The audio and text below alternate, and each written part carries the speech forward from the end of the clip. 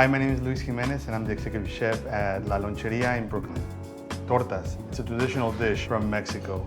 There's different kinds of tortas in Mexico depending on the region. They're mostly famous in Mexico City. It's made with bread, beans, protein, sometimes a little bit of cheese, and that is it. There's a traditional bread we use, it's called telera. Most of the tortas come from the baguette you find in boulangeries. It's a wider type of bread than the baguette form. You find stands of tortas all over the city, but most of the time it's made with the same type of bread.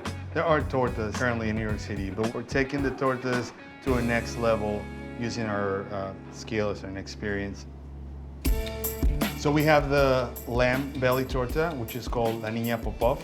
Lamb is a really, if I can say, special meat, tricky sometimes. So we took the challenge of making it really nice, braising it overnight, marinated for 48 hours prior to cooking. We mix garbanzo beans or chickpeas with black beans, and that's what we smear on the bottom side of the bread. Then we put the roasted lamb belly. We cook the belly in a barbacoa style. I'm a big fan of barbacoa from the city of Hidalgo, which is east of Mexico City. We use pickled tomatillos and then Oaxaca cheese, string cheese on our torta. And then we serve that with a jus, which is the lamb stock, the consommé, so people can actually dip the torta into the jus and just make it really nice and juicy. We also have the Vietnamese, which is a play on banh mi, which is a traditional Vietnamese sandwich from Southeast Asia.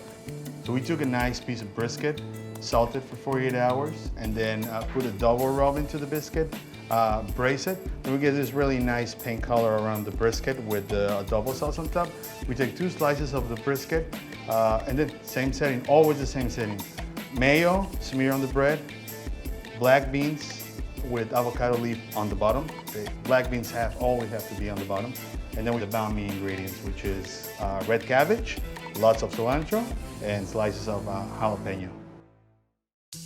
What we really want is we want to show that tortas can be made in many different ways. I have a background in French cooking and Japanese cooking, and I wanted to bring that into La Loncheria, combining those experiences with the traditional way of eating tortas, which I actually did. I grew up eating tortas, and I wanted to combine both of them, the traditional way of making tortas and my experience into La Loncheria.